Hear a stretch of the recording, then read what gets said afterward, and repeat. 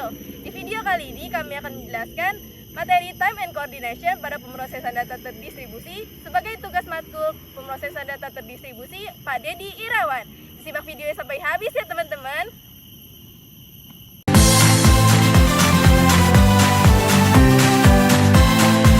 Nah teman-teman, sebelum kita mulai materinya, kita kenalan dulu ya. Perkenalkan, nama saya Yola Karyana Wijaya dengan nomor NPM 244301114.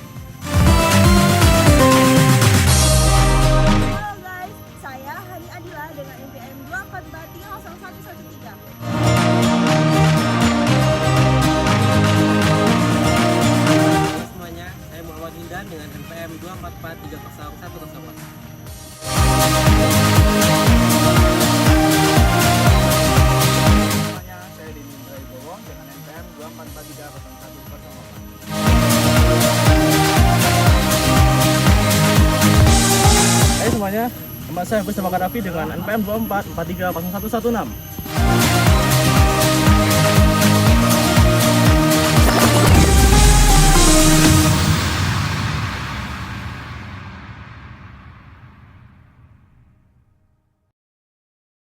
Oke teman-teman, langsung aja kita mulai materinya. Yang pertama adalah definisi waktu dan koordinasi.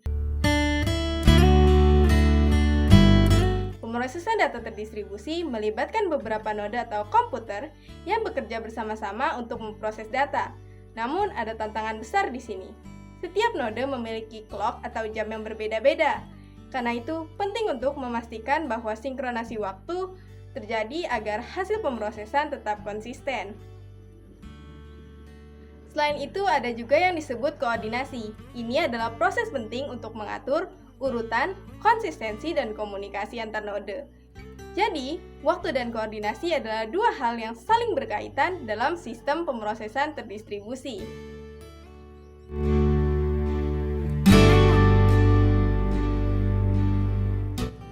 Yang kedua adalah tantangan dalam time and coordination.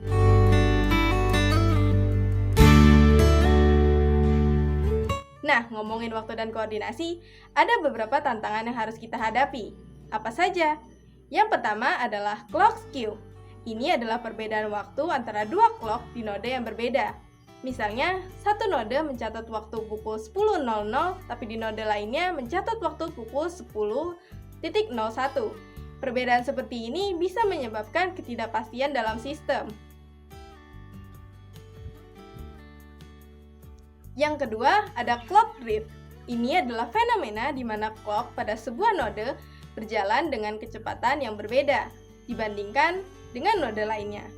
Akibatnya, jam akan semakin menyimpang seiring berjalannya waktu.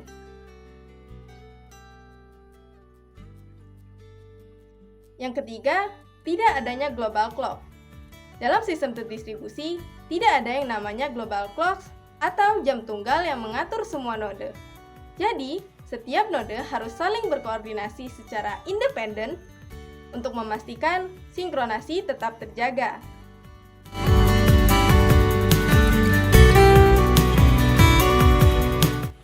Oke, nomor 3 ada sinkronisasi waktu.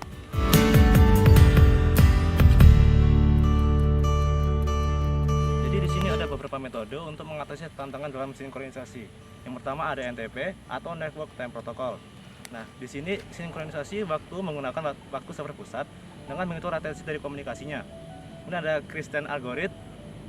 Di sini node meminta waktu dari server waktu, menghitung latensi dan memperkirakan waktu yang akurat. Kemudian yang ketiga ada Berkeley Algorithm. Nah, di sini mengambil rata-rata waktu dari beberapa node untuk mendapatkan waktu yang seragam.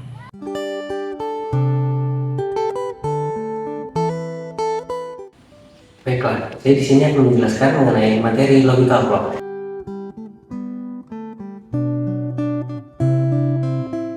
Logical clock ini merupakan mekanisme yang digunakan untuk mengurutkan catatan kejadian dalam sistem terdistribusi. Bayangkan sistem terdistribusi terdiri dari beberapa komputer yang saling bekerja sama, namun memiliki waktu yang berbeda. Nah, logical clock ini membantu kita untuk mengurutkan catatan kejadian dari yang terdahulu meskipun memiliki waktu yang sedikit berbeda.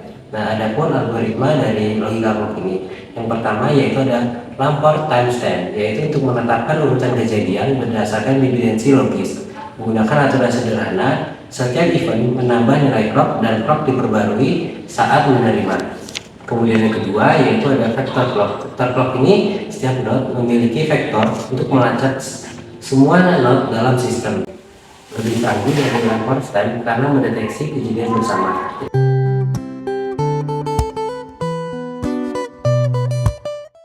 5. Konsistensi dan koordinasi.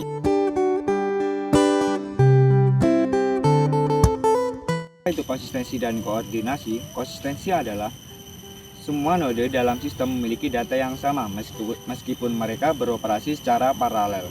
Sedangkan koordinasi adalah mekanisme yang memastikan node-node bekerja sama untuk mengatur urutan kerja, akses sumber daya, dan komunikasi antar node. Nah, ada beberapa mekanisme koordinasi. Yang pertama itu mutual exclusion, yaitu tujuannya adalah memastikan hanya satu node yang dapat mengakses sumber daya bersama pada waktu tertentu. Nah, contohnya itu ada Richard Akrawala algorithm dan Bully algorithm. Nah, yang kedua itu distributed consensus, yaitu tujuannya adalah memastikan semua node mencapai kesepakatan yang sama meskipun ada kegagalan pada sebagian node. Nah, contohnya itu ada Paxos dan Raft. Nah, yang ketiga itu leader election, yaitu tujuannya adalah memilih salah satu node untuk menjadi pemimpin atau leader untuk mengatur koordinasi dalam sistem. Nah, itu contohnya itu ada Bully algorithm dan Ring algorithm.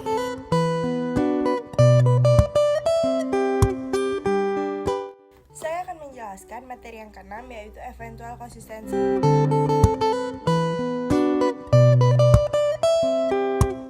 Eventual konsistensi dalam beberapa kasus sistem terdistribusi menggunakan model konsistensi dalam sistem terdistribusi, yang berarti bahwa meskipun data mungkin tidak langsung konsisten di seluruh node setelah sesuatu perubahan, setiap sistem akan mencapai konsistensi dalam waktu yang tidak lama atau terlalu lama.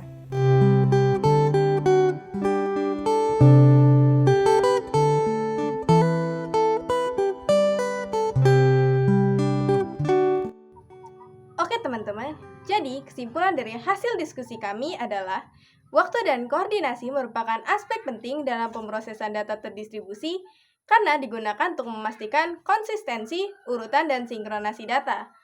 Dalam mengatasi tantangan-tantangan dalam time and coordination, memerlukan algoritma sinkronasi waktu, logical clocks, dan mekanisme koordinasi seperti mutual exclusion dan konsensus.